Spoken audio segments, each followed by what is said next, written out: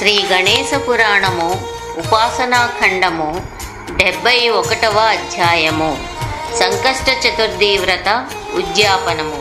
వ్రతము పూర్తి చేసిన తర్వాత ఉద్యాపన చెయ్యాలి. అది మొదటి నెలలో కానీ 5వ నెలలో కానీ 7వ నెలలో కానీ చెయ్యాలి. పూర్వోక్త విధానముగా పూజ చెయ్యాలి. సర్వతోభద్ర మండపం నానా వర్ణములతో ఏర్పరిచి దానిపై కలశము నుంచి వస్త్రాధికంచే అలంకరించి దానిపై గణేశమూర్తిని ఉంచి నానా విధ ఉపచారములతో పూజ చేయాలి. చివరన తిథికి దేవతకు చంద్రునకు పూర్వం చెప్పిన రీతిని అనగా తిథికి దేవతకు ఒక్కొక్కసారి చంద్రునకు 7 మారులు అర్ఘ్యప్రదానం చేయాలి. పిదప గణేశమూర్తికి నానావిధ భక్ష్య భోజ్యములు నివేదించాలి. ఆచార్య ఋత్విగ్వరణ చేసి గణానాం అనే మంత్రం చేగాని లేక మూల మంత్రం చేగాని 10,000 లేక 1000 లేక కనీసం 108 మార్లైన హోమం చేసి తుదకు పూర్ణాహుతి చేసి వసోద్ధారం కూడా నిర్వర్తించి హోమం సమాప్తం చేయాలి. పిదప బ్రాహ్మణ సంతర్పణం చేసి వారిని తాంబూల దక్షిణలతో సంతృప్తిపరిచి ఆచార్యుని పూజించి వస్త్రములు ఫలములతో కూడిన వాయనము ఇవ్వాలి. పాయసంతో నింపిన శూర్పము అనగా 2 ద్రోణముల పరిణామం గల పాత్రను ఎర్రని వస్త్రంతో చుట్టి బంగారంతో చేసిన గణేశమూర్తిని దక్షిణతో కూడా దానం ఇవ్వాలి. వ్రతం పూర్తయిన పిమ్మట ఒక కుంచెడు నువ్వులు దానం చేయాలి. పిదప దూడగల కపిలవర్ణం గల పాడి ఆవును ఆచార్యునకు దానం ఇవ్వాలి. ఆ తర్వాత బ్రాహ్మణులను ఉద్దేశించి విఘ్నేశ్వర ప్రియతాం అంటే విఘ్నేశ్వరుడు తృప్తిపడుగాక అని క్షమాపణ చెప్పుకోవాలి. ఇలా వ్రతం చేసి ఉద్యాపన చేసిన వారికి అశ్వమేధ యాగం చేసినంత ఫలం లభిస్తుంది. ఈ వ్రతం కృతవీర్యుని తండ్రికి బ్రహ్మ లోకోపకారం కొరకు చెప్పగా అది కృతవీర్యుని తండ్రి కృతవీర్యునకు తెలియచేశాడు. కార్త్యవీర్యుడు తండ్రి చెప్పినట్టు తూచా తప్పక విధి ప్రకారం వ్రతం చేసి పరమోత్కృష్ట గణేశ మహామంత్రము జపించి హోమం తర్పణం బ్రాహ్మణ సమారాధన సలిపి అంతేకాక దీనులకు అన్నదానం చేసి అందరినీ సంతుష్టిపరిచాడు. తపోనిష్ఠులు వాక్సిద్ధి గల బ్రాహ్మణులు రాజును ఆశీర్వదించారు. వారి ఆశీర్వాద బలం వల్ల రాణి అచిరకాలంలో గర్భవతి అయింది. నెలలు నిండాక ఒక శుభలగ్నంన కొడుకు పుట్టాడు. పుత్ర జననోత్సాహంతో రాజు దానాలు చేశాడు.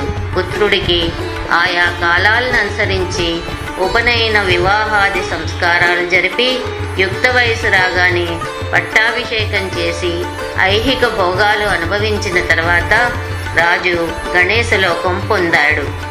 యత్రాస్తి భోగో నచ తత్ర మోక్షః యత్రాస్తి మోక్షో నచ తత్ర భోగః విఘ్నేశపాదద్వయ సేవకానాం భోగశ్చ మోక్షశ్చ కరస్థ ఏవ.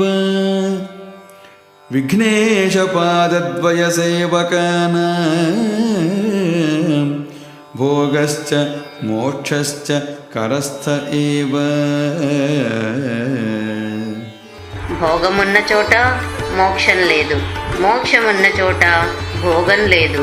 కానీ వినాయక పాద పద్మ సేవకులకు ఇహంలో భోగం పరంలో మోక్షం 2 వాళ్ళ చేతిలో ఉంటాయి. 71వ అధ్యాయం సమాప్తం.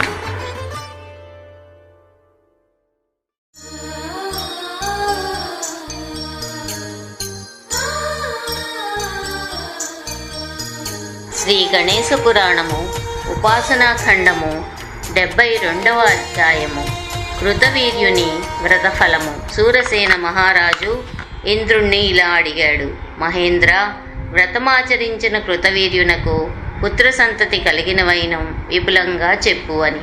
అప్పుడు మహేంద్రుడు ఆ వృత్తాంతం ఇలా వివరంగా చెప్పాడు. గణపతి అనుగ్రహం వలన రాణి గర్భవతి అయింది.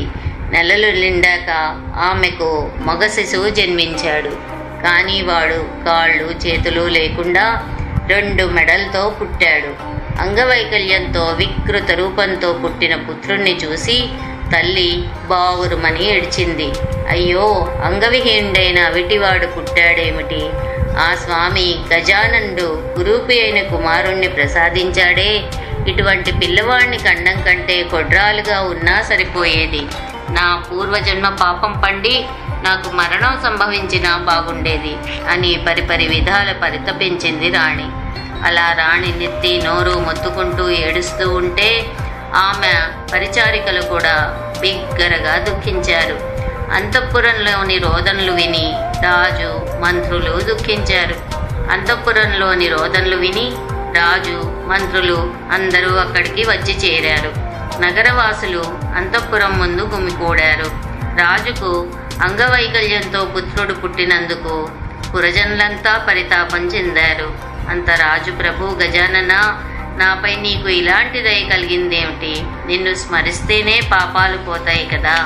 మరి నా గాథ ఏమిటి ఇలా మారింది? నేను చేసిన జప ధ్యాన హోమాదులన్నీ నిష్ఫలమైపోయాయి. విధి బలీయమైనది. పురుష ప్రయత్నం అంతా వృధా. ఎప్పుడు ఏది ఎలా జరుగుతుందో కదా. కొండను తవ్వి ఎలుకను పట్టినట్లయింది నా బతుకు. చివరకు వికలాంగుడు కలిగాడు అని అమితంగా దుఃఖించాడు.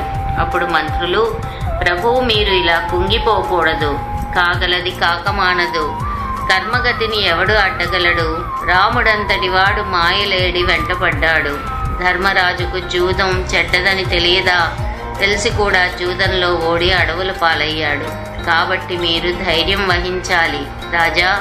చెట్టును పూచిన పువ్వు పిందెగా మారి కాలానుగుణంగా కాయయి, పక్వానికొచ్చాక పండయి, పండురాలి విత్తనమై అది మొలకెత్తి వృక్షంగా మారుతుంది. అలాగే మీ బిడ్డడు కూడా కాలక్రమాన పూర్ణ అవయవభూషితుడు కాగలడని మాకు తోస్తున్నది అని మంచి మాటలతో రాజును ఓదార్చారు. మంత్రుల పలుకులు రాజుకు ఊరట కలిగించాయి. మీ నోటి వాక్యాన అలాగే జరిగితే ఇంకా కావలసిందేముంది అని చెప్పి రాణి దగ్గరకు వెళ్ళి, మనం ఎంత దుఃఖించినా ఏం ప్రయోజనం అని ఆమెను ఊరడించి బ్రాహ్మణులను పిలిపించి మనసు కుదుటపరుచుకొని గణేశ పూజ, పుణ్యవచనం, అభ్యుదాయక కర్మ చేసి అనేక దానాలు చేశాడు రాజు. తర్వాత బంధుమిత్రులకు బహుమానాలు పంచాడు. పురంలోని ప్రతి ఒక్కరికి చక్కెర, తాంబూలం పంచిపెట్టాడు. 11వ రోజున పురిటి శుద్ధి నాడు బాలసార చేసి కుమారునకు కార్త్యవీరుడని నామకరణం చేశాడు. గ్రామ సంతర్పణ కూడా చేశాడు. ఇలా 12 ఏళ్లు గడిచాయి. ఒకనాడు తలవని తలంపుగా దత్తాత్రేయుల వారు రాజగృహానికి వచ్చారు. రాజు దత్తప్రభువులకు సాష్టాంగ దండ ప్రమాణం చేశాడు. దత్తుడు రాజును సాదరంగా లేవనెత్తి ఆలింగనం చేసుకున్నాడు. తర్వాత రాజు దత్తమునీంద్రులను ఒక ఆసనంపై కూర్చోపెట్టి పాదపూజ చేసి అనేక విధముల స్తుతించాడు. అంతటా దత్తప్రభువులు, రాజా, నీ కుమార్ని చూడాలని వచ్చాను అని అన్నారు. అప్పుడు రాజు, దత్తమునీంద్ర, ఏమి చెప్పమంటారు? నా తపస్సు, ధ్యానం, వ్రతం, పూజ అన్నీ నిరర్థకమయ్యాయి. భగవంతుడు ప్రసాదించిన బాలుడు నాకు గుండెల్లో గుచ్చుకున్న ముళ్ళులా ఉన్నాడు. అంగవిహీనుడైన ఈ బాలుణ్ణి చూసి అనర్హుడనయ్యాను గాని తమ ఆజ్ఞ కాదనలేను అని చెప్పి బాలుణ్ణి రప్పించి మునీంద్రుల ముందు ఉంచాడు. దత్తప్రభువులు కొంతసేపు కండ్లు మూసుకుని వాని పూర్వజన్మ కర్మనంతను కనుగొని, రాజా, నువ్వు చింతించకు, ఈ బాలుడు సర్వులను జయించేటంత ప్రతాపశాలి కాగలడు. అయితే నువ్వు కాస్త గర్వించి సంకష్ట చతుర్థి వ్రతకాలంలో జాగరణమందు శుద్ధాచమనాది నియమాలు పాటించకపోవడం వల్ల వ్రత ఉల్లంఘనం జరిగి, నువ్వు శుద్ధ ఆచమనాది నియమాలు పాటించకపోవడం వల్ల వ్రతోల్లంఘనం జరిగి నీకు అంగవిహీనం గల పుత్రుడు పుట్టాడు.